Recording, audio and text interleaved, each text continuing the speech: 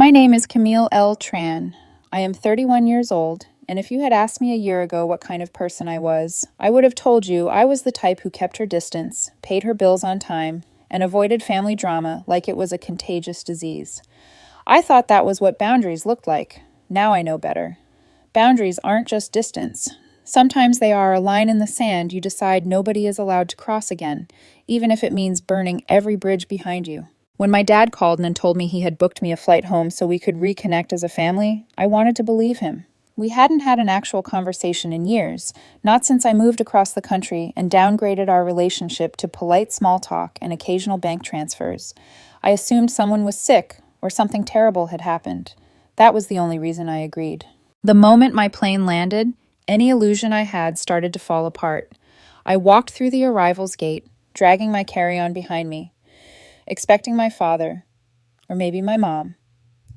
Instead, I saw my brother, face lit up, waving, and before I could even set my suitcase down, he shoved a diaper bag into my arms. "We're off to Europe," he said, grinning like this was a punchline. "Just be with them." That was it. No discussion, no heads up, no asking. Just the automatic assumption that I, the supposedly free and flexible sister who flew into Reconnect, would naturally stay behind as unpaid childcare while he and his new girlfriend drank wine in Italy and posed for pictures in front of old buildings. I looked down at the bag in my hands, at the bottles sticking out of the side pocket, at the smear of something crusted on the strap. The kids were slumped nearby, surrounded by a small mountain of suitcases. They stared at me with tired, wary eyes. The youngest still had a dried streak of cereal on her cheek. I hadn't seen them in a couple of years, but their names came back in a rush, like a half-remembered song. Ellie, Jonah, little Sophie. I remembered holidays when their mom, Kelly, used to bring them over before everything between her and my brother exploded. Back then, my parents acted like Kelly was temporary, replaceable. Eventually, she just stopped coming. I thought she'd moved on. I thought everyone had. They left that same evening. My parents stood in the driveway like proud handlers, waving my brother and his new girlfriend off as if they were sending royalty to Europe. No one turned to look at me, standing there with 3 kids who barely knew me, a diaper bag, and a quickly unraveling story about reconnecting. No one explained why the kids weren't going, why they couldn't be included in the trip, or how long my brother and his girlfriend would be gone. I guessed a week, maybe 2. I didn't ask. I just swallowed the question and the anger with it. That night, I sat on the couch with the kids, a movie flickering on the TV while my phone buzzed in my hand. I texted a friend about the ambush, fingers flying over the screen. I typed that I had been tricked into becoming a live-in nanny and that my family hadn't changed at all, just gotten better at disguising their selfishness as tradition. Jonah fell asleep with his head on my shoulder halfway through the movie. His small weight against me made everything suddenly, painfully real. It hit me then that this wasn't about reconnection. It was about convenience. It was about them. It was never about me. The next morning, I went looking for coffee and instead found the truth. In the kitchen drawer, under a stack of takeout menus and old batteries, there was a folder labeled Europe Trip Itinerary. I opened it and felt my stomach turn. 2 weeks in Italy. Flights, rental cars, restaurant reservations, little color printouts of landmarks. They had been planning this for months. Every detail accounted for, except apparently who would take care of the kids in a way that wasn't exploitative. Tucked behind the folder was a crumpled envelope with my brother's name on it. I almost threw it away. Curiosity won. Inside was a letter, handwritten, dated 6 months earlier. The return address belonged to someone I hadn't heard about in a very long time, Kelly. She wrote that she missed the kids, that she was still in the same town, living with her mother, trying to get back on her feet.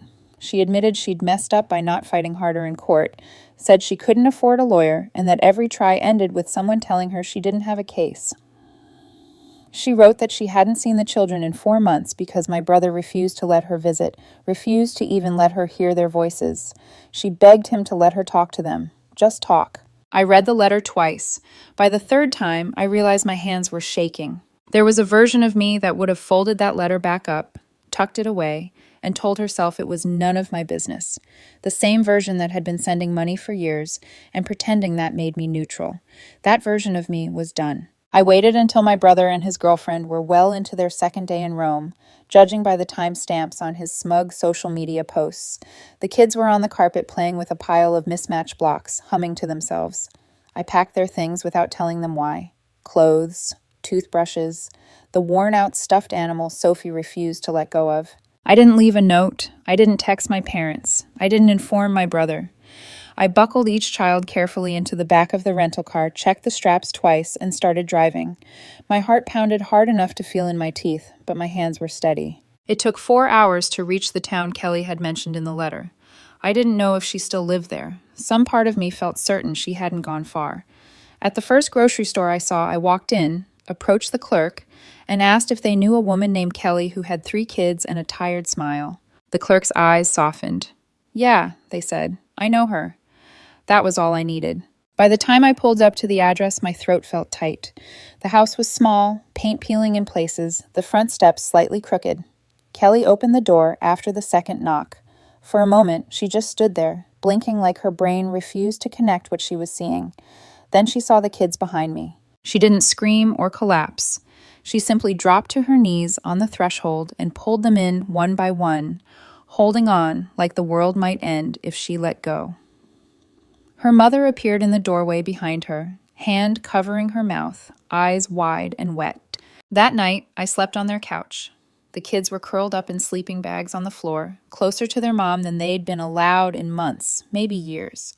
They looked more peaceful than they had since the moment I stepped off that plane. Around midnight, sitting in the dim light of a secondhand lamp, I finally picked up my phone and texted my brother.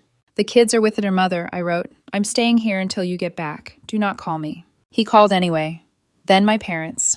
Then his girlfriend. My screen lit up over and over, a digital storm I refused to step into. I didn't answer. I watched the missed calls climb into double digits, then triple. Somewhere under the fear and adrenaline, something else started to form. For the first time in my life, I was doing something my family truly did not expect. And I knew, with a clarity that scared me, that this was only the beginning.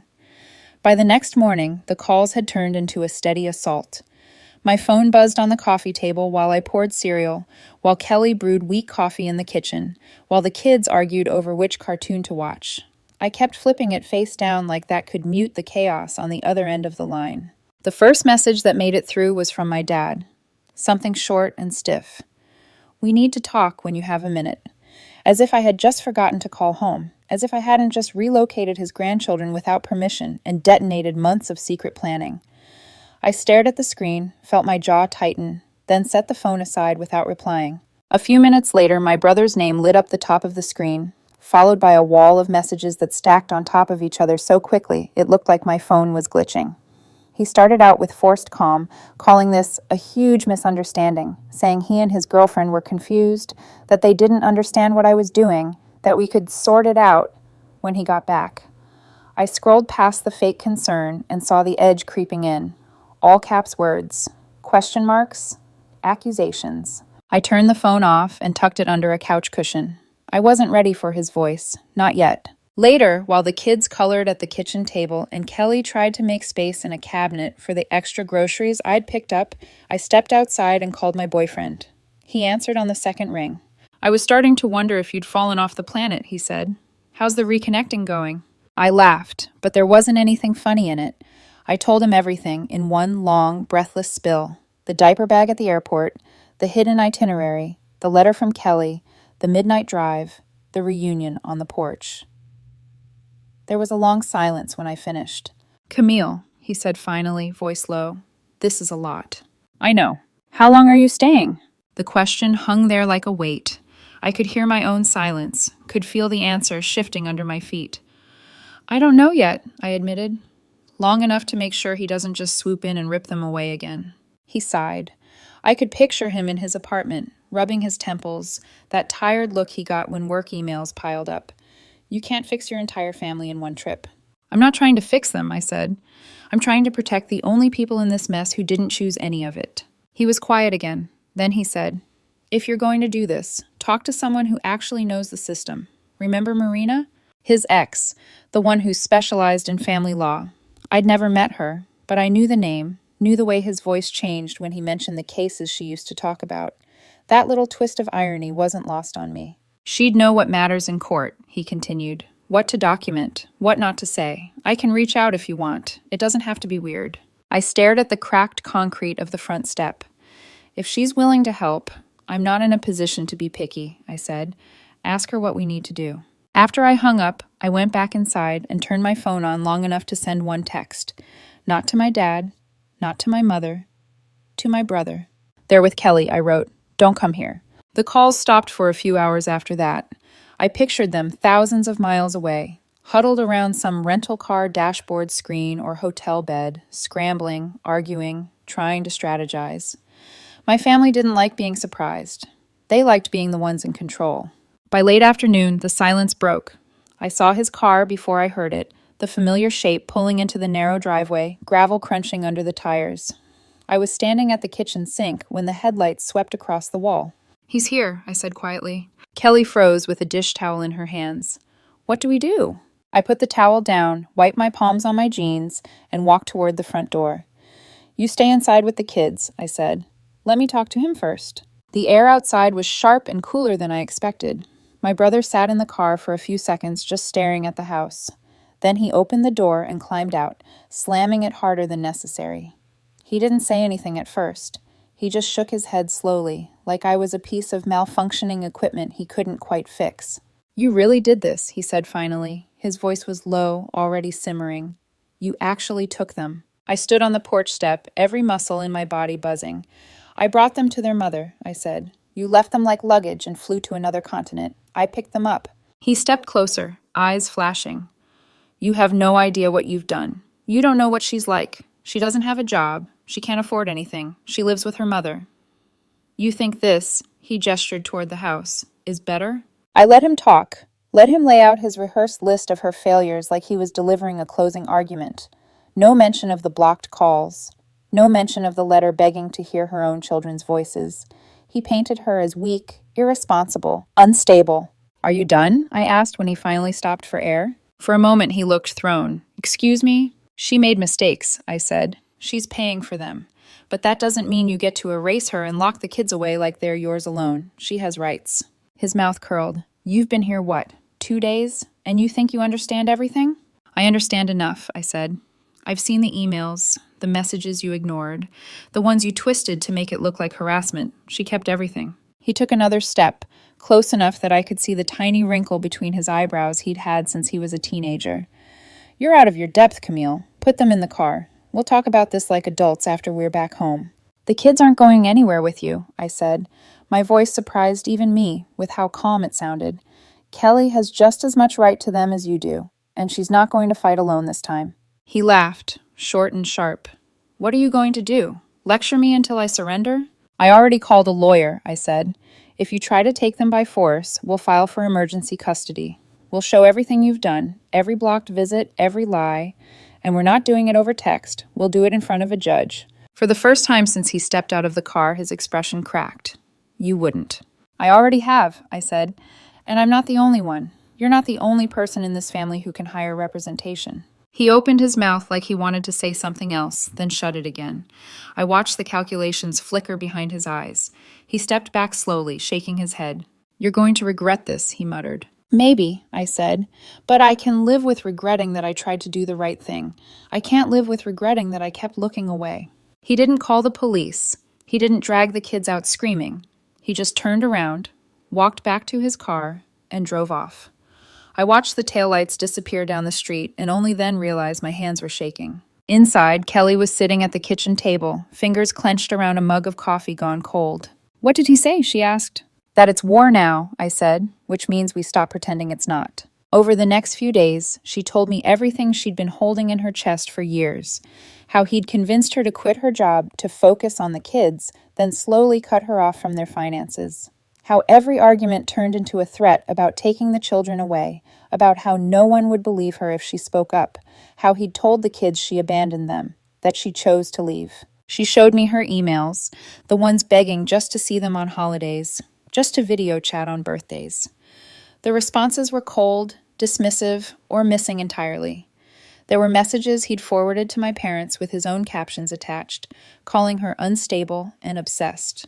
I listened until my throat burned. Every story scraped against years of my own quiet complicity. I had been wiring money home, telling myself I was helping, that I was above the drama. But that money had helped build the cage he'd put around them. That night, while the kids slept in a tangled pile of blankets on the living room floor, I sat on the couch with my laptop open. My return flight details glowed softly on the screen. One click and I could change everything back, go home, pretend this was just a weird detour. I opened the airline website, pulled up my reservation, and hovered over the options. Instead of changing the date, I canceled the flight altogether. No refund, just a clean cut. Then I emailed my boss. I told her there had been a family situation that needed more than a long weekend, that I would understand if they needed to find coverage. But I couldn't leave yet. There was a long pause before her reply came in. She wrote that she didn't know the details, but she trusted my judgment to keep her updated. When I finally closed my laptop, the house was quiet. Kelly was asleep in her room. The kids were breathing softly in the dark. My phone was face down, buzzing with messages I refused to read. I stared at the ceiling and whispered to no one in particular, "I'm staying." The words settled over me, like a weight and a strange, fierce relief, all at once. The next morning began quietly, almost deceptively so. The kids woke up sticky-haired and warm from sleep, padding into the kitchen one by one with their pajamas twisted around them. Kelly flipped pancakes with a kind of shaky focus, as if keeping her hands busy was the only thing preventing her thoughts from unraveling. I helped pour juice, tie loose hair, straighten wrinkled collars. The simple domestic routine softened the sharp edges of everything, at least for a moment. But the silence didn't last. My phone lit up again, this time with a message from my father. He wrote that we needed a family meeting, that this nonsense had gone far enough. His tone had shifted from vague disappointment to quiet authority, the same voice he used when my brother and I were children, the one that used to end every argument. I deleted the message without responding. A part of me still expected guilt to surge up through my chest, but instead there was just space. A widening space that made room for a new thought, that maybe obedience wasn't the same thing as love, and distance wasn't the same thing as betrayal. Around mid-morning, Kelly sat down across from me at the table and exhaled like she'd been holding her breath for hours. "I feel like they're going to come take them," she said. Her voice wavered. "Just show up at the door and take them." I looked at her, at the dark circles under her eyes, at the way her fingers curled protectively whenever one of the kids walked by. "Not if I can help it," I said. "Not anymore." We spent the afternoon making lists, not emotional ones, practical ones. The kids needed clothes that actually fit, winter coats, shoes without holes in the soles, toothbrushes that weren't frayed, school supplies, medical forms, legal documents, a mountain of things that should never have fallen on Kelly alone. I drove us to the store. We filled carts with clothes, backpacks, snacks, toiletries. I stood in line with a stack of items so tall the cashier blinked at me twice before scanning anything. When we left, Kelly whispered, "Thank you," like it hurt to say it. On the drive back, Jonah asked from the back seat, "Are we staying here forever?" Kelly's knuckles whitened on the steering wheel. Before she could answer, I turned and met his eyes. "You're staying with your mom for a while," I said gently. "Longer than before, longer than you think." He considered that. "Is Dad mad?" "He's confused," I said, "but that's not your job to fix." He nodded slowly as if the idea was new. When we got back to the house, Kelly's mother had set out snacks and started organizing the bags of clothes. The kids tore into their new things like it was Christmas morning. I watched them flit around the living room, trying on coats and holding up shirts to their bodies. In that moment, the war with my family felt far away, almost unreal. It didn't stay that way. That evening, my phone buzzed again. An unknown number I recognized immediately. My mother. I didn't answer, but the voicemail transcribed itself on the screen. She was crying, saying I had embarrassed them, that I was destroying my brother's relationship, that his girlfriend had cut her trip short because of the drama. She said people were asking questions. She said this was all my fault. I listened, then hit delete. Kelly sat across from me at the table, folding laundry into uneven piles. "Did they say something?" she asked carefully. "They always say something," I replied. "I'm done listening." The weight of that statement didn't hit me until later. I had been supporting my family financially for years, quietly, consistently, covering bills, sending monthly deposits, paying for things they couldn't. I had justified it as helping. But really, it was a leash, and they'd pulled it every chance they got. The next morning, before anyone else was awake, I logged into my bank account and canceled every recurring payment tied to my parents. Mortgage assistance, my mother's monthly wellness stipend, streaming services, grocery transfers, all of it. Money wasn't love. It had never been love. It was control disguised as generosity, and I was done letting them use either word against me. 3 days after my father demanded the family meeting, the sound of gravel crunching outside jolted me from washing dishes. I looked out the window and saw a rental SUV pulling into the driveway.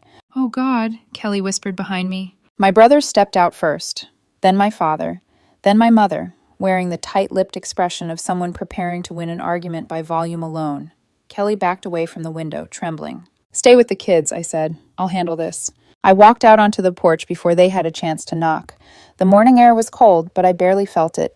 My family stood there like they were reclaiming stolen property. No one spoke at first. My father adjusted his jacket, trying to look composed. My mother looked furious enough to shatter glass. My brother wore aviator sunglasses like this was some kind of power move. Finally, my dad cleared his throat. "Camille, are you really going through with this?" "Yes," I said. My mother jumped in. "You have no right to interfere in a legal family matter." "I'm family," I said. "And what you did wasn't parenting. It was abandonment dressed up as a vacation." My brother ripped off his sunglasses. "You're manipulating her," he snapped. "You're brainwashing the kids. This is about you getting back at me. Don't pretend it isn't." I laughed out loud. Actually laughed. The sound surprised us all. "I'm not afraid of you," I said. "Not anymore. And I'm done letting you use people and call it responsibility." My father stepped forward. "You can't decide who's a fit parent." "You're right," I said calmly, "but a judge can." That landed like a stone. My brother's expression twisted. My mother gasped sharply. My father's jaw tensed. "We've filed for custody modification," I said. "Kelly has representation. The kids are in school. They're safe. They're doing better than they have in months." My mother's face went red. "You've ruined this family." "No," I said softly. "I'm saving the part worth keeping." No one responded. They just turned and walked back to the SUV. My brother tried to slam the door and missed the latch. My mother gave me a look of pure betrayal, as if I had broken something sacred by refusing to obey. I didn't watch them leave. I turned back toward the house where Kelly stood in the doorway, eyes shining with tears she wasn't letting fall. Inside, the kids were sprawled on the floor, coloring with their new crayons. Jonah looked up. "Are they gone?" "Yes," I said. "Good," he whispered. Later that night, after dishes were washed and the kids were tucked into bed, we sat at the table, me, Kelly, and her mother. The house hummed with quiet. "I'm ready to go all in," I said. "Full legal support, financial backing, whatever it takes. We're not letting them take the kids back." Kelly stared at me, overwhelmed. "How far are you willing to go?" I felt the answer settle in my chest, like a stone sinking to the bottom of a lake. I already passed the point of no return. And I meant it. For the first time in my life, I wasn't standing on the sidelines. I was choosing a side, and I was willing to burn every bridge behind me to protect the people who had never been protected by anyone. The next few days settled into an uneasy rhythm, like the eye of a storm that refused to move on. Mornings were chaotic but sweet. Sophie dragging her blanket into the kitchen, Jonah half awake and grumpy until pancakes appeared, Ellie reading quietly at the table, while Kelly packed lunches with a kind of determined tenderness. For short stretches of time, it almost felt normal. Almost. But every time my phone buzzed, the illusion cracked. Every vibration felt like a warning, a reminder that the peace we had built was temporary and fragile, like glass balanced on the edge of a table. Still, we pushed forward. The kids started their new school. Kelly met with our lawyer. I began building binders of documentation, messages, financial records, school reports, screenshots, everything our attorney said we would need. For a moment, I thought we had found a small pocket of safety until the school called. I had just finished folding laundry when my phone rang. The number belonged to the elementary school. For a split second, I thought one of the kids was sick, but the principal's voice was strange, too level, too careful. "Ms. Tran, we need you to come to the school right away," he said. "Jonah is safe, but there was an incident." My stomach dropped. I grabbed my keys and was out the door before the principal finished speaking. Kelly followed close behind, her face pale. When we arrived, the principal ushered us into his office. Jonah sat in a chair, swinging his legs, looking small and confused. A woman came in, the principal explained. She claimed to be a family friend and said she was supposed to pick Jonah up early. Kelly gasped. We follow protocol here, he continued quickly. She wasn't on the approved list, and Jonah didn't recognize her, so we refused to release him. Do you know what she looked like? I asked, though dread was already curling in my stomach. He described her, long dark hair, sunglasses, expensive coat. My heart sank. My brother's girlfriend, the one who supposedly left him in Italy over the drama. Kelly covered her mouth, shaking, not from fear this time, but from pure, hot rage. How did they know where the kids go to school? She whispered. I didn't have an answer, but I had a terrifying guess. Someone was watching, digging, tracking. When we got back to the house, I checked my email. A single new message sat at the top, sent from my dad. You're turning them against their father. You're making this worse. Short, blunt, ominous. It confirmed everything. The attempted pickup wasn't a coincidence. It was a message, a warning, a line drawn. That night, after the kids were asleep and Kelly finally stopped pacing long enough to sit down, I made a decision, a big one. We can't stay here, I said quietly. Not right now. Kelly looked at me, wary. What do you mean? I pulled out my phone and scrolled through my contacts until I reached a name I hadn't touched in years. Someone who owed me a favor from college. Someone who lived far enough away to make us disappear for a while. I mean, we're leaving tomorrow morning, I said. All of us. No explanations, no warnings, just action. At dawn, we packed bags. Essentials only.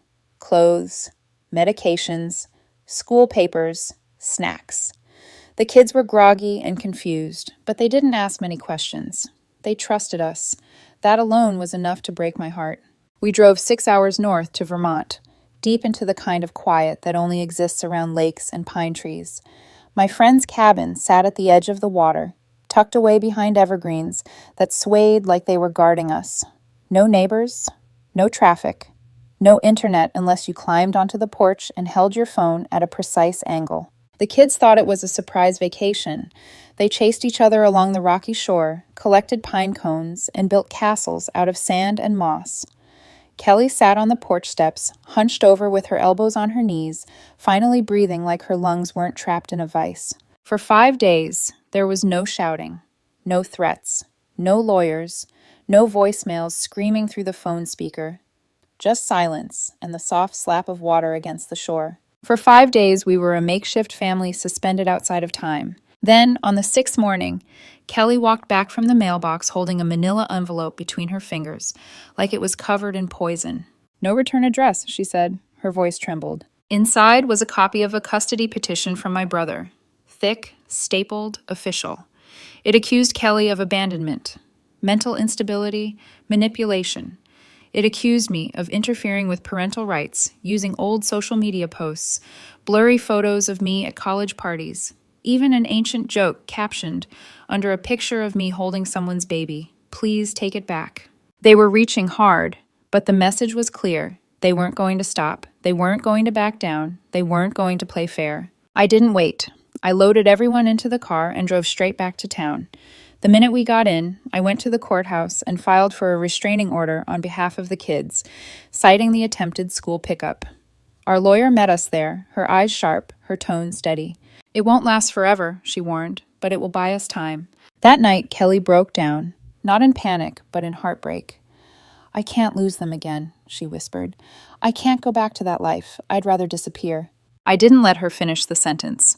I went to the guest room, pulled open the desk drawer, and took out a check I had written days earlier, waiting for the right moment. I placed it on the kitchen table in front of her. $15,000. For a fresh start, I said, a real one. She shook her head immediately. Camille, no, I can't take that. That's too much.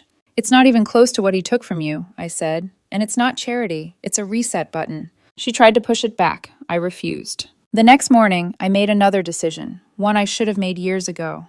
I changed my phone number. Then I logged into my accounts and cut off every automatic payment I had been sending to my parents. Mortgage contributions, grocery transfers, the monthly vitamin allowance my mother insisted she needed, even the streaming services. Gone. That night, my brother left a voicemail. I didn't listen to the whole thing, but I caught the start. You're going to regret this, Camille. You have no idea who you're messing with. He was wrong. I knew exactly who I was messing with, and I wasn't scared of him anymore. The morning of the hearing arrived with the kind of heavy stillness that settles over a room before a storm breaks. Kelly sat beside me on the stiff wooden bench outside the courtroom, her hands clasped so tightly together her knuckles had gone white. She hadn't touched her coffee, hadn't spoken more than a few murmured words. She didn't need to. I could feel her fear vibrating through the small space between us.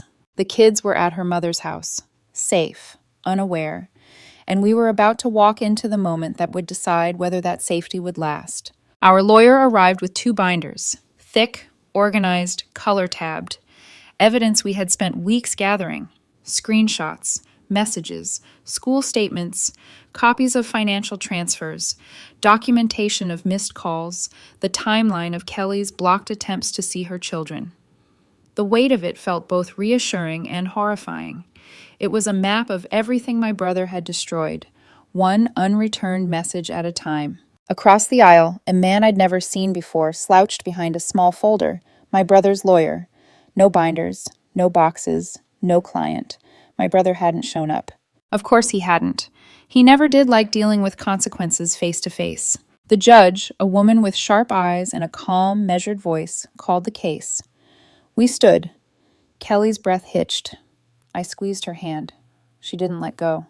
Our lawyer presented everything cleanly, fact by fact, without theatrics.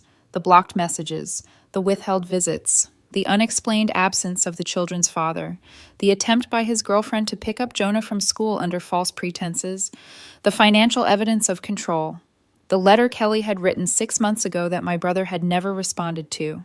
When Kelly spoke, she didn't cry. She didn't break. Her voice trembled, but it held. She admitted her mistakes. She admitted she had been overwhelmed, that she had been naive, that she had let fear keep her quiet. But she also said she never stopped loving her kids. She said she was ready, finally ready, to fight for them. Not out of anger, out of hope, out of responsibility, out of love. The judge listened with a stillness that made the room feel smaller. Then she turned to my brother's lawyer. "Is there a reason your client is not present for this hearing?" she asked. He adjusted his tie, fumbling. "He's out of state on business, Your Honor." The judge wrote something down with a slow, deliberate motion. A motion I knew meant everything. The ruling when it came was short, precise, irreversible. Full temporary custody to Kelly. Immediate placement with her. Supervised visitation only, and only upon review. A restraining order preventing my brother and his girlfriend from approaching the children or their school. Kelly stared at the floor, hands over her mouth. Then she whispered, "We did it." And for the first time since I arrived on that plane weeks ago, she looked like herself again, lighter, steadier, almost whole. We left the courthouse without saying a word to the other lawyer. He avoided eye contact anyway. I drove us back to this house. The afternoon sun scattered across the passenger seat, painting Kelly in gold. She held the ruling in her lap like it was something fragile, like it might crumble if she breathed too hard. When we picked up the kids from school, the world shifted. Ellie ran into Kelly's arms without hesitation. Sophie clung to her leg, laughing and crying at the same time. Jonah looked up at me with wide eyes. "Is it over?" he asked. "For now," I said. "But you're staying with your mom. That's not changing." He nodded slowly. Relief washed over his small face. "Good," he whispered. That evening, Kelly started a new list. This time, not of needs, but of plans. A real home, a routine, daycare options. A tiny backyard, if possible. A job schedule that made sense. She spoke with hope in her voice, something soft and new. Over the next week, I helped her find an apartment in a quiet neighborhood. Modest, but safe. Good schools. A community center nearby. I paid the first 3 months' rent and the deposit. Helped her find a used car with low mileage, reliable enough to last. Set her up with a laptop and printer for remote work applications. 2 weeks later, she landed a job. And the kids, they blossomed. Ellie joined a reading club. Jonah made the soccer team. Sophie set up an art corner in her new bedroom. Their laughter no longer sounded hesitant or borrowed. It sounded like it belonged to them. On my last night staying with them, the kids presented me with thank you cards. Sophie drew all of us holding hands under a giant sun. Jonah told me I made better pancakes than his dad ever had. Ellie gave me a tiny polished stone from the lake, the one she'd carried with her from the cabin, and whispered, "So you don't forget us." Later that night, after they were asleep, I handed Kelly another envelope. A second check, $15,000. Enough for furniture, savings, emergencies. Enough for a future not built on fear. She stared at it for a long time. "Is this your way of saying goodbye?" she asked softly. I shook my head. "No, it's my way of making sure you're never trapped again." The next morning, I packed my things. Kelly's mother hugged me like I was her own. Kelly didn't say much, but her eyes said everything. When I reached the car, Jonah ran outside barefoot to hand me a folded piece of paper. Inside were shaky letters. "Please come back soon." I drove home in silence. My apartment felt unfamiliar, like it belonged to someone else. My phone buzzed with 64 missed calls, dozens of emails, voicemails full of anger from my parents and brother. I deleted them without listening. But then I saw a different message, one from a cousin I barely spoke to. She wrote that she'd heard what happened, that she once saw Kelly years ago crying in a parking lot, that she wished someone had stepped in back then. She said she was glad someone finally had. She ended the email with a line that stayed with me. "They're angry because you ended the cycle. That's what real change does." 3 weeks later, I visited the kids again. Their apartment was warm and lived in, with framed photos on the walls and little shoes lined up neatly by the door. Kelly had started her part-time role. The kids were thriving, safe, happy.